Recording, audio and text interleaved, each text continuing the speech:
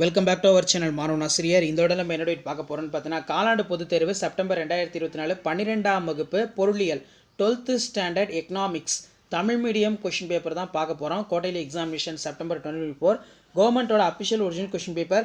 So கண்டிப்பாக இந்த question பேப்பரில் கூட எந்த கொஷினும் ஸ்கிப் பண்ணாதீங்க, எல்லாத்தையும் நல்லா படிச்சிருப்பாங்க. இதில் கொஷின்ஸ் எல்லாமே அப்படியே உங்களுக்கு பார்த்தீங்கன்னா ரிப்பீட் ஆகும். ஸோ ஃபர்ஸ்ட் பார்த்தீங்கன்னா எக்கனாமிக்ஸ் 12th எக்கனாமிக்ஸ் பொறுத்த வரைக்கும் நீங்கள் 90க்கு 25 எடுக்கணும். 1 மார்க்கே பார்த்தீங்கன்னா ஒரு 20 1 மார்க் இருக்குது. ப்ளஸ் இந்த கொஷின் பேப்பரில் இருக்கக்கூடிய 2 mark 3 mark 5 mark including 2 mark compulsory 5 mark compulsory எல்லாமே நல்லா படிச்சுட்டு போங்க. இதில் கண்டிப்பாக கொஷின்ஸ் எல்லாமே உங்களுக்கு ரிப்பீட் ஆகும். எவையேனும் 7 வினாக்களுக்கு மட்டும் விடையளிக்கும். வினா எண் 30 கட்டாயமாக விடையளிக்கும். பேட்டர்ன் பொறுத்த வரைக்கும் 7 × 2 14. இதில் பணவீக்கம் என்ற பதத்தின் பொருள் தருக. வருமானத்துடைய வட்ட ஓட்டம் வரையறு. தேசிய வருவாய் கணக்கீட்டின் சுய நகர்வு சிரமத்தை தருகிறது எவ்வாறு? சேவிதியின் எடுகோள்கள் பட்டியலிடு. முடுக்கி வரையறு. அதே மாதிரி பெண் திட்டம் என்றால் என்ன? மைய வங்கி என்பதை வரையறு. நெக்ஸ்ட் பார்த்தீங்கன்னா வணிக வீதத்தினை விளக்குக. ஆசியாவின் 2 நோக்கங்கள் பற்றி குறிப்பிடு. செலவாணி விகிதம் என்றால் என்ன? அடுத்து 7 × 3 21. கலப்பு பொருளாதாரத்தின் முக்கிய இயல்புகளை எடுத்துள்ளது. தலைவீத வருமானம் பற்றி சிறுகுறிப்பு. செலவு முறை பற்றி சிறுகுறிப்பு வரைக.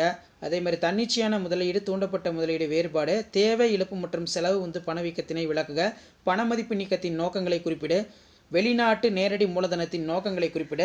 சார்க்கின் பணிகள் ரொம்ப முக்கியம். வணிக வங்கிகளுடைய 2ஆம் நிலை பணிகள் நல்லா படித்து வச்சுக்கோங்க. 5 மார்க் பொறுத்த வரைக்கும் பார்த்தீங்கன்னா நமக்கு 7 × 5 35. பேரின பொருளியல் பரப்பெல்லை வரி. முதலாளித்துவம் சமத்துவம் கலப்புத்துவம் இவற்றின் தன்மைகளை ஒப்பிடு. தேசிய வருவாய் முக்கியத்துவத்தை வரி. தேசிய வருவாயினை கணக்கிடும் முறைகள் ரொம்ப முக்கியம். கீழ்காணுவற்றை சுருக்கமாக எழுது. பருவகால வேலையின்மை, உடன்பாட்டில்லா வேலையின்மை, படித்தவர் வேலையின்மை. அல்லது பொறுத்த வரைக்கும் ஏடிஎஃப் ஏஎஸ்எஃப் இடையிலான சமநிலை வரைபடம் விவரி. இதெல்லாம் ரொம்ப ரொம்ப முக்கியம். அதே மாதிரி கீன்ஸ் நுகர்வு சார்பு. மூலதனத்தின் இறுதிநிலை உற்பத்தி திறனுக்கும் முதலீட்டின் இறுதிநிலை உற்பத்தி திறனுக்கும் உள்ள வேறுபாடு. பணத்தின் பணிகளை விளக்குக. வணிக சுழற்சியின் பல்வேறு கட்டங்களை விவரிக்க. வணிக வங்கியின் பணிகளை விளக்குக. அதே மாதிரி இந்திய ரிசர்வ் வங்கியின் பணிகளை விளக்குக. உள்நாட்டு வணிகத்திற்கும் பன்னாட்டு வணிகத்திற்கும் உள்ள வேறுபாடு. குறிப்பு வரைக. சார்க்கு பிரிக்ஸ். ஸோ இதான் பார்த்தீங்கன்னா 12ஆம் வகுப்பு காலாண்டு பொதுத் தேர்வு செப்டம்பர் 2024 12th அக்கௌண்டன்சிக்கான தமிழோடைய கொஷின் பேப்பர். மறக்காத வீடியோ ஃப்ரெண்ட்ஸுக்கு ஷேர் பண்ணுங்கள். மாணவன் ஆசிரியர் சேனல் சப்ஸ்கிரைப் பண்ணுங்கள். தேங்க்யூ.